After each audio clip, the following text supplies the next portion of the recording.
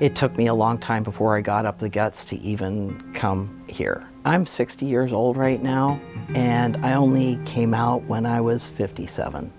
I've known it about myself all my life, but having a very deep religious background, I did not feel comfortable, acknowledging this about myself. When I finally came to the conclusion and I realized who I am as a human being, I'm at a crossroads in my life. That's a scary moment. The world's not very forgiving.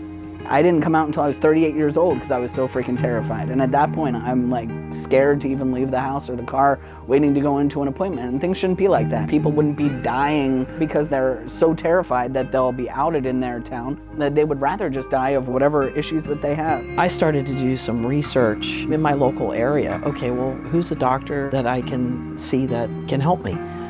And here in the suburbs, there's nothing. Just being a patient and going to a doctor is absolutely terrifying. I don't want to have to out myself every time, and I want to be respected.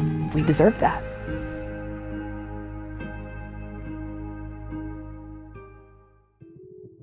After about a year of therapy, I realized, okay, I gotta go meet some people who are like me. And I came to Saga. That's where I met my first trans person. Saga is the Sexuality and Gender Acceptance Community Center. It's one of the most welcoming, open groups that I've ever experienced. I really feel like we save lives. We wanted to be a hub in the community where people may have been marginalized could come together in the same space and have a community that they find in solidarity with each other. Some of our leaders just shared, their horrific experiences, to be frank. Here in the suburbs. They're looking for doctors who were safe. And as we talked about it, we said, why not we start talking to doctors? What the project is doing now involves bringing together cohorts of trans, non-binary, and intersex individuals, and also bringing together cohorts of doctors to address this problem. Trans and intersex people experience a ton of violence from medical providers, and then the onus is on them to teach providers how to give them care.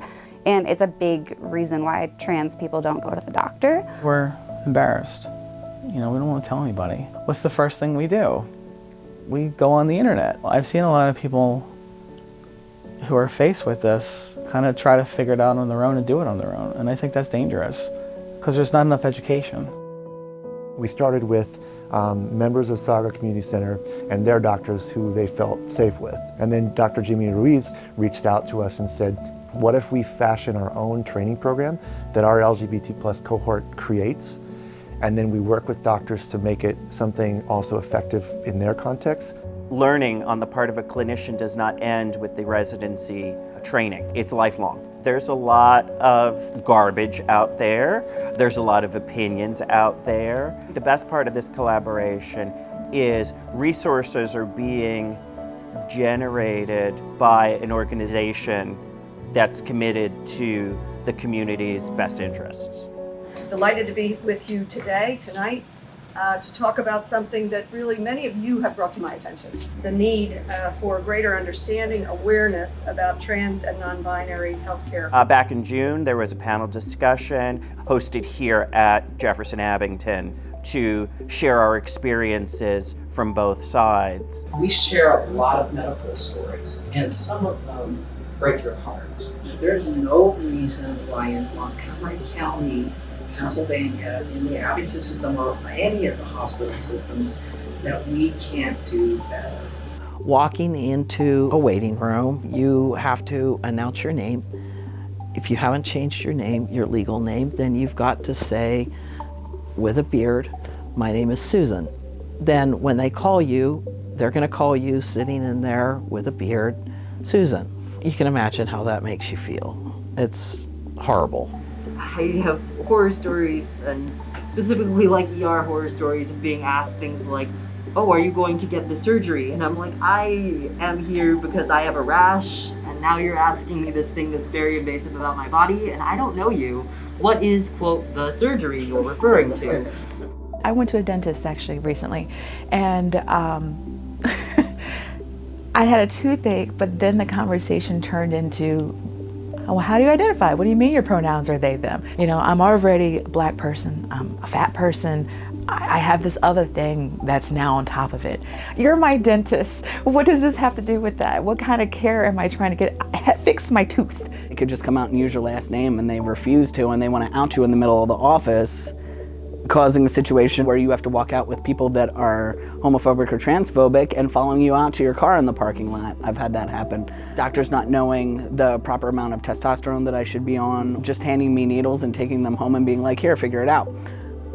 I was only on T for 1 week and I had a lump in my throat that was actually cancerous. My primary care physician was convinced that I had grown an Adam's apple and thought that it was because of testosterone and wanted to take me off of it because they were so uneducated about what the hormone what it even does.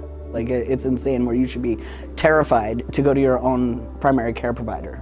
I think that we had, when I was in medical school 3 or 4 years ago, an hour or two focused on this conversation, and that's it. We have to find a way to educate people to be better for patients. The hallmark of the patient-physician relationship, that you are approaching them as an individual. Sometimes that gets lost in the structure in which we are expected to practice. This is an issue that a huge cohort of students are interested in, and it wasn't 5 years ago. It is a slow evolution. People want feedback, and I do think when we do the wrong thing, we want to get better. We already are lining up so many medical offices and doctors who actually want us to be a part of this. That already is giving me chills. One, we're helping, our panelists actually find closure by giving back. And also just getting doctors and nurses talking to us after, the competency trainings we've been having. Like, oh, I never knew that.